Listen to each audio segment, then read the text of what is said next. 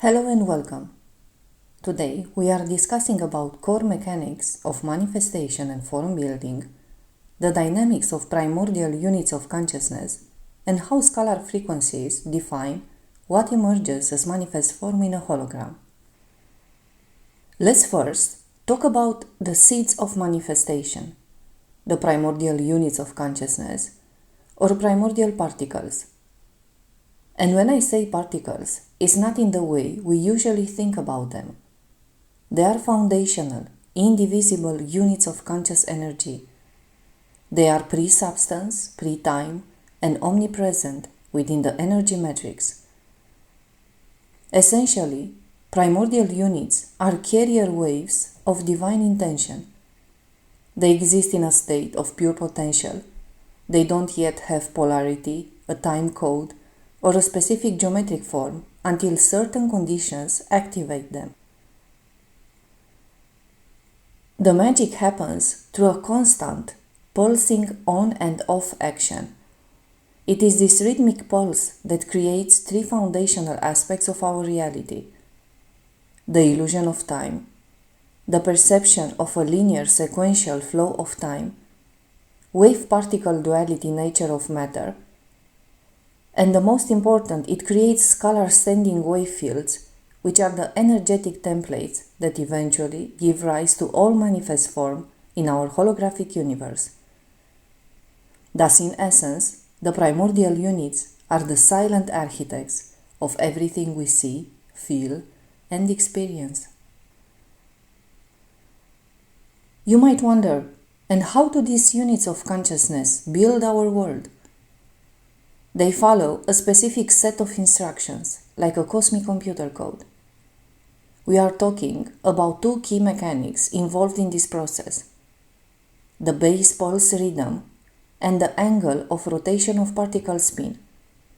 These two key parameters are what determine how the potential of the primordial units is expressed into specific manifest forms, because they are the core mechanics that translate conscious energy into manifest form. Let's explore the base pulse rhythm. This is the on-off frequency of the consciousness units, is the rhythm of their pulsation. The base pulse rhythm is the tempo, the speed, and it governs the rate of scalar pulse activity. It establishes the rate at which your template pulses or oscillates energy in and out of source.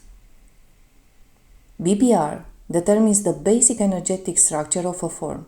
A different BPR creates a different type of matter or a different state of consciousness.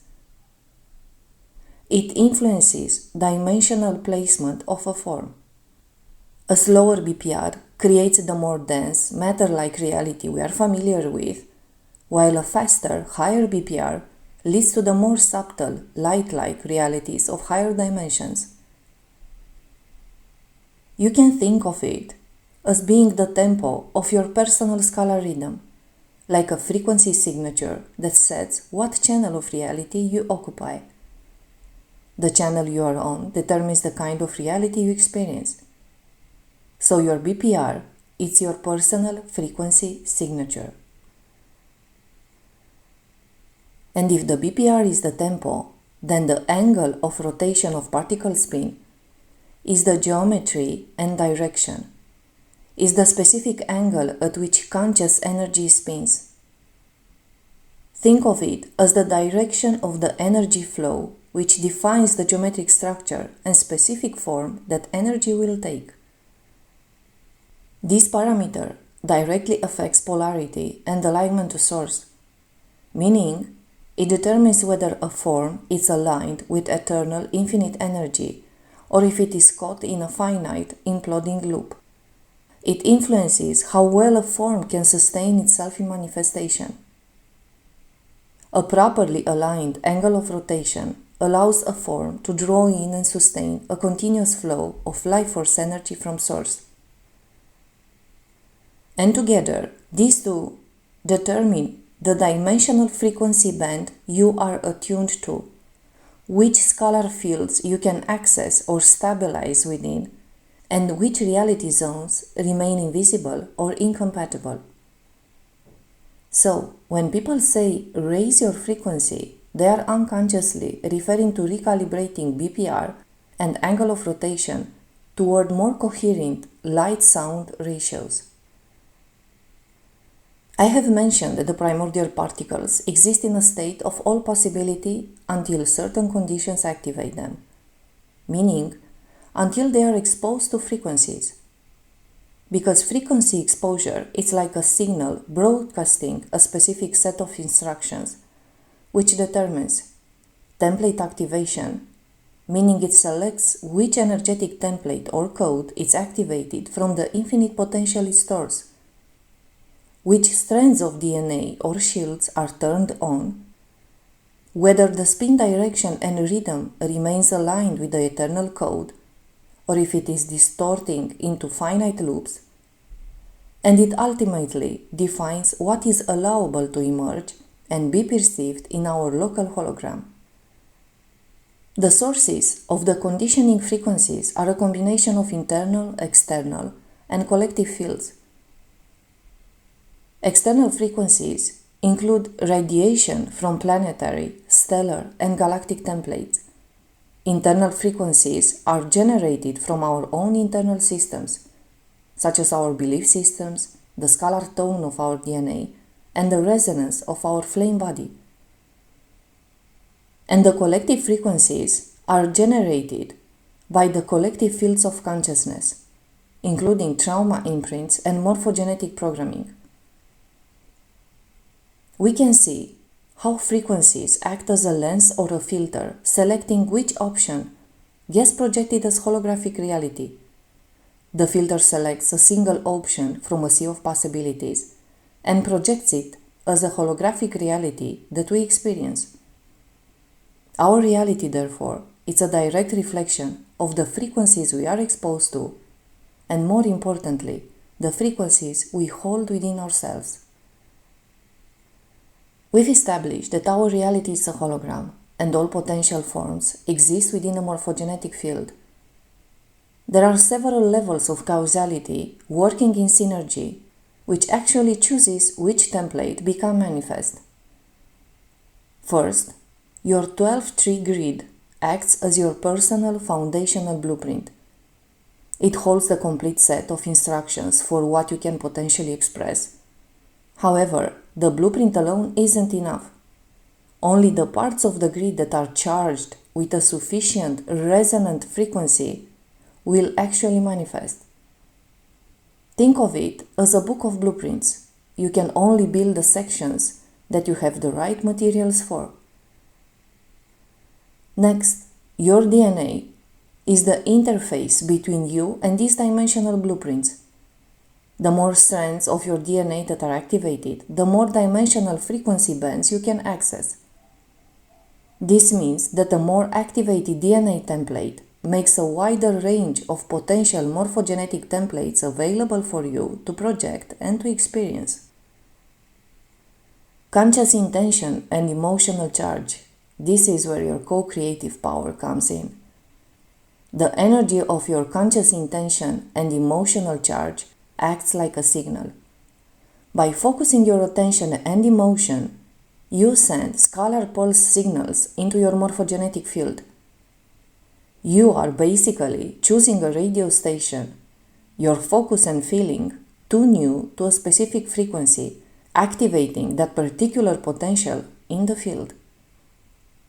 And finally, environmental resonance plays also an important role, because your personal field doesn't operate in a vacuum. It is constantly interacting with and being influenced by the surrounding environment.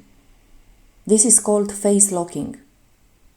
Your field entrains with a variety of external influences, including planetary grids, location-based fields, and mass collective thought forms.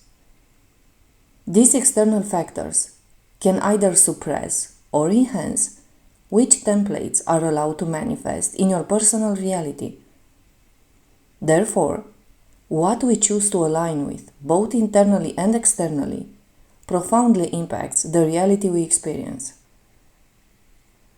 Let's explore what is the role of shield and flame body emissions in this process.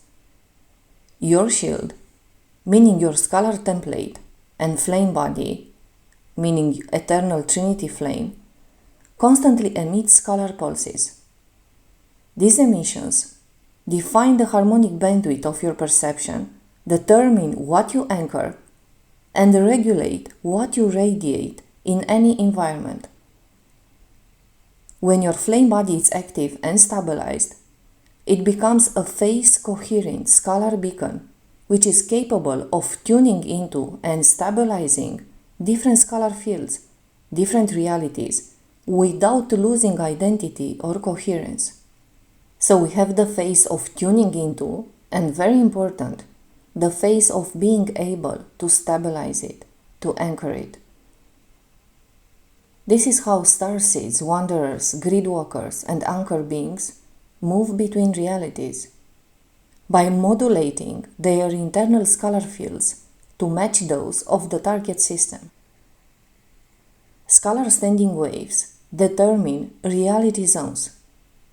It means that every manifest reality is a scalar standing wave field, which is produced by the interference of counter-rotating light-sound wave pairs, phase differentials determined by BPR and angle of rotation, and scalar template emissions from shields and flame body. A scalar standing wave field is a pattern of resonance formed from the interference patterns of light and sound moving in opposite directions. These counter-rotating wave pairs, light, sound, electric, magnetic, masculine, feminine currents, create what we experience as elemental structure, geometry, temporality, perception bandwidth, identity station of consciousness. In other words, the scalar field is what defines the physics of a reality, including whether you can perceive it, enter it, or even survive in it. Each reality system exists within specific ranges of spin angle and pulse rhythm, and each Earth reality, whether it's D3 Earth, a dream realm, a higher dimensional city of light, or an interdimensional ship, exists within its own scalar code parameters. What is real in one system, it's invisible or impossible in another due to template incompatibility.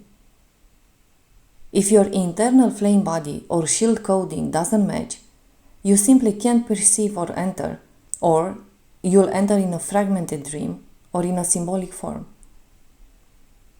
To move between scalar fields without distortion, we must first precondition shield, clear distortions, recalibrate angles, flame body, align to eternal self pulse, emotional field, purify echo loops and trauma codes, and plasma body, generate neutrality and still point field. This is why inner work, breath regulation, water memory, and meditation are not only spiritual lifestyle, but literal preparation for multidimensional interface, because you are aligning your inner fields so that you can walk between realities without fragmentation or entropic bleed. Reality doesn't begin when you see it. It begins when the primordial particles respond to the frequency you are holding, because they manifest based on encryption resonance and not based on command or force. So change your field and you've already changed your reality.